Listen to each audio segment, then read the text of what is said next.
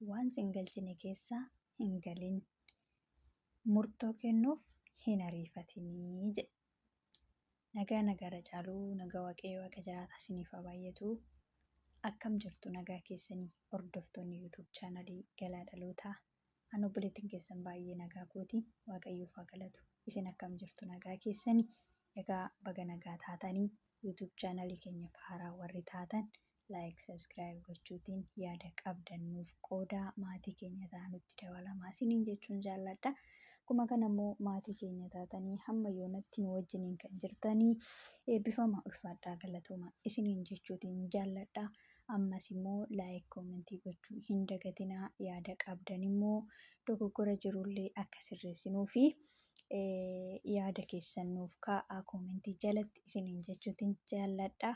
Egaa guyyaarraa kanammoo qabadhee kan isiniif argame jireenya keenya keessatti wantoota sadan akka salphaatti nu gufachiisan kanadha jechuudha. Dargaggeessa tokkotu namicha tokkotu haadha manaa fi mucaa tokko qaba ture. Haadha manaa fi mucaa isaa kana dhiisitu irraatii gara loltuu yookiin immoo gara waraanatti deemee jechuudha. Egaa yeroo dargaggummaa isaatti dhaquni yeroo reef mucaa tokko godhatu yeroo itti haadha manaa reef fuudhudha jechuudha. Yeroo inni deemu kana mucaan isaa xiqqoodha jechuudha reef kan dhalate. Kanaaf inni deemee waggaa dheeraadhaaf lolarra ture. Iddoo ture sanatti umurii isaa dheeraa dabarsee deebi'ee yeroo galutti karaan inni irra deemee galu sunii maanguddoo tokkotu jira. Maanguddoon sun immoo namoota gorsa jechuudha. Nama kanaanii akkas jedheetu gorse jechuudha. Qaxxaamura jettee karaarraa hin gorinii jedheen. Inni lammaffaa immoo waan sin galchine keessa hin galinii jedheen. Inni sadaffaan immoo murtoo kennuudhaaf hin ariifatinii jedheetu gorsee dabarsee jechuudha. Egaa namichi kun gara maatii isaatti galuudhaaf deema. Karaa irra deemu sana daandiin isaa dheeraa waan ta'eef qaxxaamurri yookiis immoo karaanii muraa deeman jira jechuudha. Karaa muraa kana yoon deemee asirraan dafeen maatii kootti gala waan jedhu yaadee karaa sanatti qajeeleetu isa jaarsi qaxxaamura jettee karaarra hin gorin jedheen sana yaadateetu achi deebi'ee daandiidhuma dheeraa sana deemee jechuudha. Karaa gabaabaa sanarraa namoonni nama miidhan yookiis nama lubbuu namaa galaafatantu jiru jechuudha.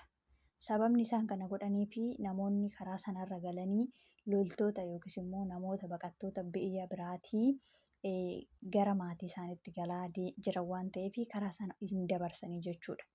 Hin dabarsanii namoota sana achitti miidhuu jechuudha. Kanaaf namichi kun daandii dheeraa sana deemee darbe. Darbee yeroo jedhu akkamitti ammas kallattii biraatitti isa argatanii inni karaa sanarra hin gorre waan ta'eef akkamitti dabartee dhufte jennaanini lakkanooziin jedhee manii callisee daandiidhuma dheeraa kanarra dhufee jedheetu jara kana bira darbee jechuudha. Ammas immoo lafa dheeraa kana utuma deemuu dhumuu fi dinnaanii mana namaatti goree bulee jechuudha. Warri inni itti goree bulee sunii na bulchaa jennaanini bulii manni kan waaqatii jedhanii bulchanii jechuudha.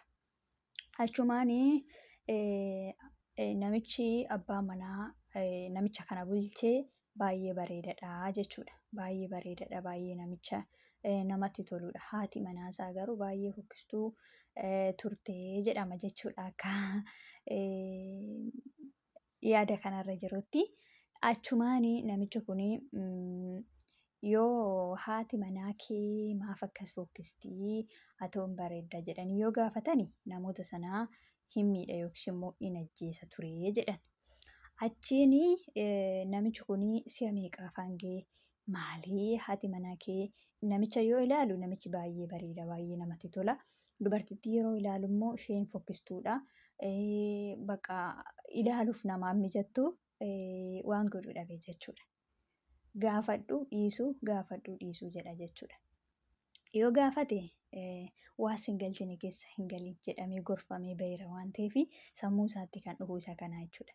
Yoo dhiise immoo wantichi sammuu keessa deddeemti jechaadha.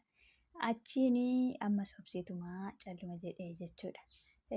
Achiin ganama namtichi abbaan manaa suni namichi sun buleema ka'ee nyaata isaa nyaatee irbaata isaa nyaateemaa afamee fi rafee ganama ka'ee geggeessanii jechuudha. Yeroo geggeessan sanaa namichi abbaan manaa sunii ati akkamitti waa'ee haadha manaa keenya waa'ee koo hin dubbatinii jedheetu gara kutaa tokkotti geessee namoota mimmiidhamoo itti agarsiisee jechuudha. Sababni isaa namichi sunii gorfamee dhufee waan ittiin jedhame sana sammuu isaa keessaa qaba waan ta'eef wanti sammuu isaa keessatti gaafii uumutuma jiru calluma jedhee ofuma keessatti gaafii sana qabatee bulee jechuudha. Kanaaf namichi kunii ati akkamitti akkasiin godhin akkamitti akkasiin jedhin jennaani lakkee hanoo hin jenne filannoo keeti waan ta'eef kan sii ta'u kan sii baatu seetu filate waan ta'eef waan nan ilaallanneefanii waa'ee keef waa'ee haadha manaa kee dubbachuu dhiisee jedheeni calluma jedhee jechuudha. Kanaaf nagaadhaan naqee galteetta jedheetu namichi sun geggeessee dabarsee jechuudha. Egaa namichi kun ammas qormaata sadaffaatu isa eeggata waan ta'eef yeroo maatii isaatti galaa jiru yeroo mana ga'u mucaan isaa inni dhalchee deeme suni guddatee isa eege jechuudha. Mucaan sun guddateera dargaggeessa ta'eera. Haadha isaa wajjiniin mana keessa jiru. Akka carraa ta'ee foodda irraa yeroo inni ol ilaalu qeesaa ga'ee maatii isaa bira ga'e jechuudha. Mucaan sunii fi haati taa'anii jiru. Mucichi haadha isaa dhungataa jechuudha. Achiin akkamitti waggaa amma kanaa keessatti inni akka waan isheen heerumtee nama kan biraa wajjin jirtutti aaretu ishee miidhuudhaaf yeroo meeqatti gamee ammas of sumaanii murtoo kennuurraa of qusate jechuudha. Achiin gaafa gara maatii isaatti galuu haati fi abbaa isaatti yeroo goruu isheetti aaree yeroo haadha fi abbaa isaa bira dhaqu haati fi abbaan isaa sun immoo mucaan isaa akka inni guddate akkasuma immoo haati manaa isaallee qajeelummaadhumaan gaarummaadhumaan abbaa manaa ishee sana hin gala har'a bor dhufa jettee akka isheen eegaa jirtu isatti himanii jechuudha. Achiin gara mana isaatitti deebi'ee haadha manaa isaa sanaa fi mucaa isaa sana dubbisee maatiin isaa akkasittiin haadha mucaa isaa fi abbaa sana walitti fidanii wal agarsiisanii jechuudha. Mucaanis jaalala abbaa otoo dheebbatuu otoo barbaaduu yeroo dheeraa ture. Abbaanis immoo dirqamatti ta'ee dhalasaa haadha manaasaa maatii isaa irraa fagaatee yeroo dheeraadhaaf ture jechuudha. Kanaaf murtoo sana otoon maatii kana otoon ol seenee miidheera ta'ee mucaa koo fi haadha manaa koo dhabeeraa jedheetu namichi sunii bagan murtoo hin fudhatin jedhee ofitti gammadee jechuudha. Maal isiniin jechuutiin barbaadee yaada kanarraa waan baay'ee hubanna jedhee yaada. Jalqabaa qaxxaamura jettee karaarra hin gorin kan inni jedhamee fi wantoota tokko tokko dafeen qaqqabaa, dafeen milkaa'aa, dafeen bira gahaa, dafee naafa ta'u jennee wantoota karaa isaa malee yeroo isaa malee itti adeemnu tokko tokko jireenya keenya gufachiisanii akka salphaatti kufaatiidhaaf nu saaxilu jechuudha. Fakkeenyaaf wanti hundumtuu yeroo qaba mitiire akkuma yeroo qabu yeroo isaatti malee wanti ta'u hin jiru.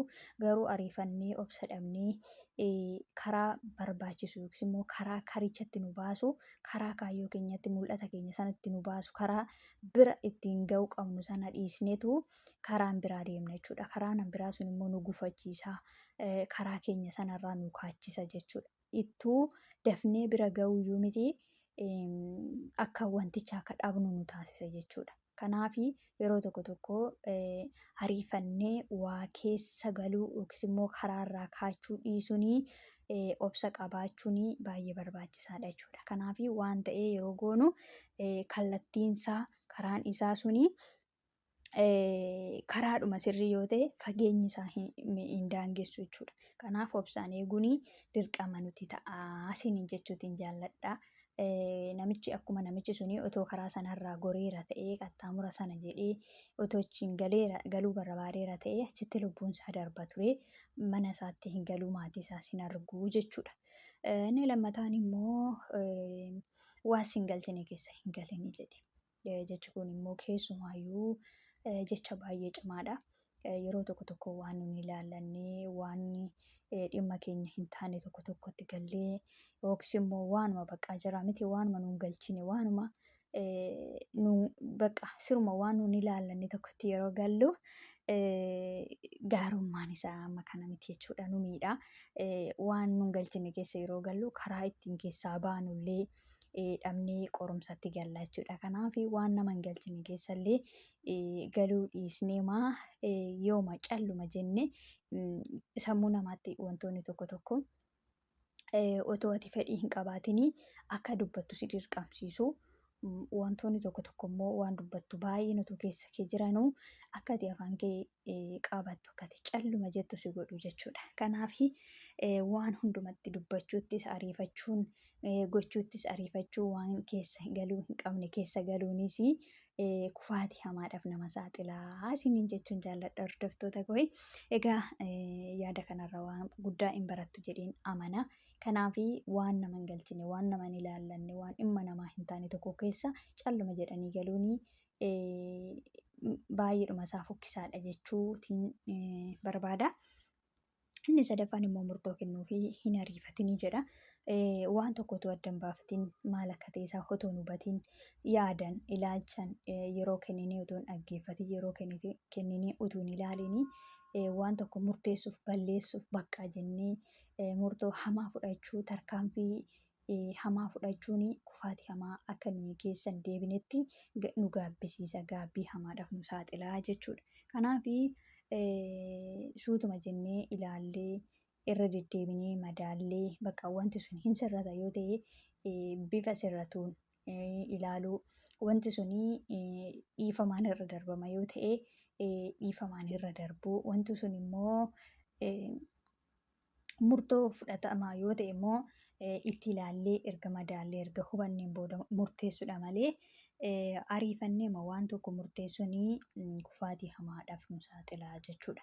Keessumaa dhimma maatii irratti, dhimma hiriyyummaa irratti, dhimma gaa'elaa irratti, dhimmoota gurguddoo irratti waan tokko murteessuun ariifannee waan tokko baqa waanuma baqaa dhageenyeef yookiis immoo waanuma argine tokkoo fi dafnee murtoo fudhachuun sirrii miti jechuudha. Maaliif jennaani wantichi suni ammam dhugaa akka ta'e, ammam sirrii akka ta'e, ammam immoo murtoo akka barbaachisu suuta jennee ilaaluun nurra jiraata jechuudha. Kanaaf jireenya keenya keessatti wantoonni kun sadanii karaarraa kaachuun daddafnee bira ga'uudhaaf ariifachuun waan nun galchine keessa galuun akkuma kana immoo murtoo kennuudhaaf ariifachuun dhugaa dubbachuu fi jireenya keenya waan baay'eetti nu gufachiisa waan baay'eetti tarkaaffii baay'ee dudduubatti nu deebisa jechuudha. Jireenya keenya isa nuti akka salphaatti bira ga'uudhaa mallu waan yeroo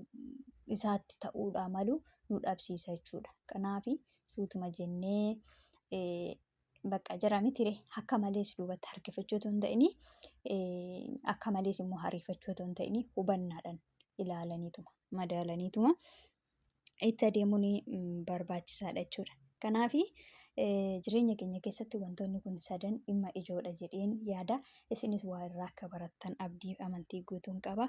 Kanaaf yaadota akkasii isiniif qabadheen gara fuulduraattis YouTube chaanaalii koo immoo subscribe, like, comment gochuu hin dagatinaadha. Yaada qabdannaaf qoodadhaa dogoggorri yoo jiraate immoo na of galchaa na gorfadhaa. Isiniin jechuutiin jaalladha obboloota kooyii. Viidiyoon guyyaa irraa qabadhee dhufe kana fakkaata. Yeroo hundumaa immoo jireenya keenya keessatti wantoota nu fayyadanii nama kan nuti nama gorsinuu fi namarraa baay'ee caallee otoo hin taane tarii wanti naa galee tokko isinii hin galle ta'uu danda'a. Tarii immoo wanti isinii galee immoo anaaf hin galle ta'uu danda'a. Wantoota sana immoo gaafa namarraa qooddannu gaafa namarraa fudhannu nu fayyada jechuudha. Keessumaa yeroo itti nuyi yaadota namaa barbaannu yeroo itti nuyi gorsa barbaannu jira. Wantoonni tokko tokko immoo yeroo gorsoonni immoo yeroo akkasiitiif nu barbaachisu. Namni yeroo hundumayyuu amma barbaade yoo nama gorse amma barbaade yoo namaaf ta'eyyuu ofiisaatii yeroo itti deebi'ee waa namarraa barbaadu jira jechuudha. Kanaaf bakka nama gorsuun nama yaadachiisuun sammuun namaa waan beeku sanayyuu yoo gorfame irra deebi'eetu bilchaachaa deema jechuudha. Kanaaf YouTube chaanalii koo subscribe godhaadha. Viidiyoon har'aa kanuma.